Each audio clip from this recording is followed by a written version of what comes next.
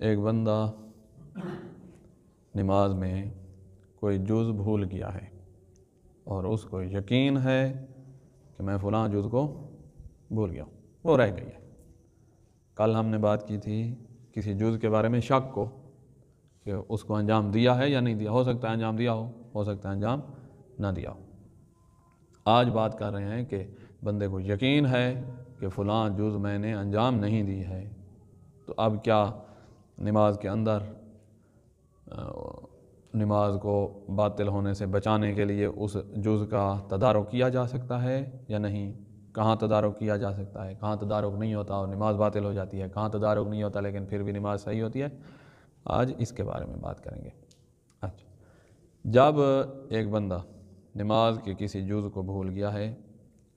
اور بعد والے رکن میں داخل نہیں ہوا ہے، یا اس طرح کہوں کسی جز کو بھول گیا ہے، اس کے بعد رکوع آ رہا ہے تو رکوع میں داخل نہیں ہوا، اور آگے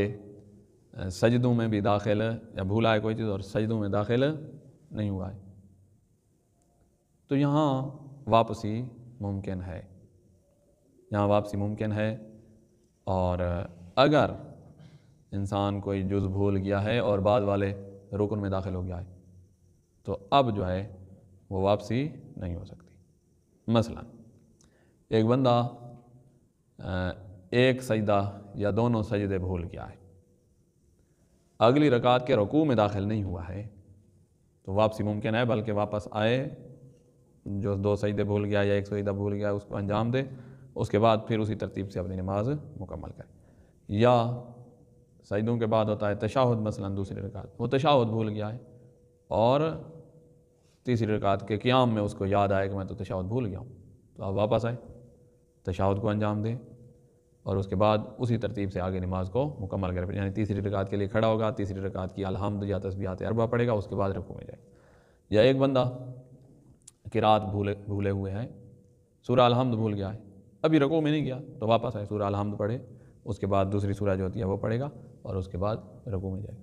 یا دوسری سورہ جو ہے الحمد پڑھ لیا، دوسری سورہ بھول گیا ہے لیکن ابھی رکوع کی حد تک نہیں جھکا۔ رکوع کی حد یہ ہوتی ہے کہ بندے کی انگلیوں کے کنارے وہ ادھر گھٹنوں تک پہنچ جائیں، تو یہ اتنا جھک گیا ہے جتنا رکوع کی حد ہوتی ہے، اب واپس نہیں آ سکتا۔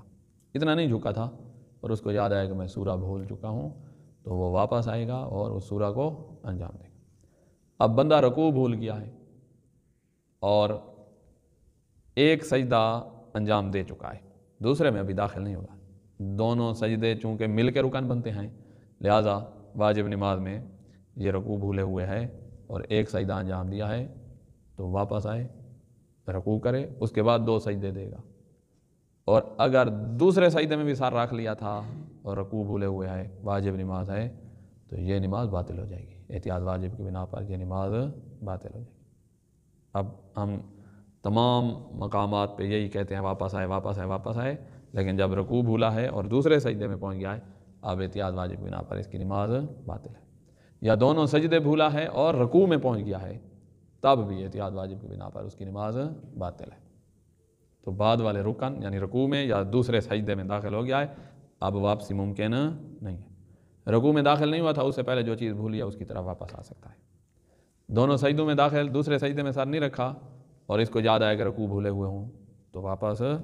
آ سکتا ہے، بلکہ واپس آنا پڑے گا۔ دوسرے سجدے میں سر رکھ دیا اور رکوع بھولے ہوئے ہے تو اب احتیاط واجب بنا پر اس کی نماز باطل ہے۔ یا رکوع میں پہنچ گیا ہے اور اس کو یاد آیا کہ دونوں سجدے بھول چکا ہوں تو اس کی نماز احتیاط واجب بنا پر باطل ہے۔ اگر وہ رکوع میں پہنچا ہے اور دونوں سجدوں کے علاوہ ایک سجدہ بھولے ہوئے ہے یا تشہد بھولے ہوئے ہے یا قرات بھولے ہوئے ہے یا الحمد کے بعد والی سورہ بھولے ہوئے ہے اور رکوع میں پہنچ گیا ہے، یہاں نماز باطل نہیں ہوگی۔ دونوں سجدے بھول گیا اور رکوع میں پہنچ گیا تو احتیاط واجب بنا پر نماز باطل ہوتی ہے۔ رکوع بھول گیا اور دوسرے سجدے میں پہنچ گیا تب بھی احتیاط واجب بنا پر نماز باطل ہوتی ہے۔ یہ دو مورد احتیاط واجب بنا پر نماز کے باطل ہونے کے ہیں۔ ایک اور مورد بھی ہے، وہ یہ ہے کہ بندہ تکبیرۃ الاحرام بھول گیا ہے تو اس کی تو نماز شروع ہی نہیں ہوئی ہے۔ نماز شروع ہوتی ہے تکبیرۃ الاحرام سے نا، تو اس کی نماز شروع ہی نہیں ہوئی ہے، تو اگر وہ جہاں بھی ہے یعنی اس کو نماز شروع کرنی پڑے گی۔ تکبیرۃ الاحرام بھول گیا ہے، باقی شروع ہے نماز میں، تو اس طرح تو نماز شروع ہی نہیں ہوتی نا، تو وہ جہاں بھی ہے اس کو واپس آئے اور تکبیرۃ الاحرام کہہ کے نماز شروع کرے۔ تو یہ دو مورد یاد رکھیں، رکوع بھول گیا ہے اور دوسرے سجدے میں پہنچ گیا ہے، یا دونوں سجدے بھول گیا ہے اور رکوع میں پہنچ گیا ہے تو یہاں احتیاط واجب بنا پر اس کی نماز باطل ہے، اس کے علاوہ نماز باطل نہیں ہوتی۔ یہ ایک مسئلہ۔ دوسرا ہے کہ کسی واجب کے کسی جز جو واجبی جز ہے یا مستحبی جز ہے اس کے اندر ایک کام ہوتا ہے وہ بھول گیا انسان اور اس واجب سے نکل آیا ہے، تو اب اپنی اس غلطی کی پرواہ نہ کرے، آگے چلا جائے۔ مثلا قرات کے وقت بندہ سکون کی حالت میں ہو، بھول کے وہ بے سکونی میں تھا اور قرات ختم ہو گئی ہے، تو اب اس کو ہم یہ نہیں کہیں گے کہ واپس پھر سے قرات کرو۔ یا رکوع میں ہے اور رکوع میں گیا ہے، رکوع میں فرض کرو وہی سکون بھول گیا ہے یا ذکر بھول گیا ہے، سبحان ربی العظیم و بحمدہ، یہ ذکر بھول گیا ہے اور رکوع سے کھڑا ہو گیا ہے، اب رکوع سے نکل آیا نا اور رکوع کے اندر والی چیز بھول گیا ہے، تو اب آگے جائے، اس کی نماز صحیح ہے۔ سجدے میں ہے اور اس کو سجدے میں ذکر بھول گیا ہے اور جب سجدے سے سر اٹھایا تو اس کو یاد ہے کہ ذکر انجام نہیں دیا، تو خیر ہے، اب آگے جائے۔ تو جب اب یہ دوسرا مسئلہ جو میں نے بیان کیا، اس کا خلاصہ یہ ہوا کہ جب انسان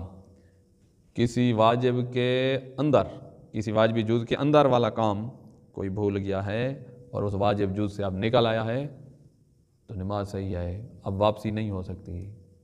سمجھ آ گئی؟ سجدے کے اندر ذکر تھا اس کو بھول گیا ہے، رکوع کے اندر والا ذکر بھول گیا ہے مثلا، تو اب واپسی نہیں ہے، بس آگے جائے، اس کی نماز صحیح ہے۔ تو یہ دو انسان کی نماز میں کمی جو ہوئی ہے، بھول کے کمی ہوئی ہے، ایک دفعہ پوری جز کی تو اس کا مسئلہ بیان کر دیا، ایک دفعہ کسی جز کے اندر ایک کام ہوتا ہے اس کی، تو اس کا مسئلہ بھی بیان کر دیا۔ خداوند عالم آپ کی توفیقات میں اضافہ فرمائے۔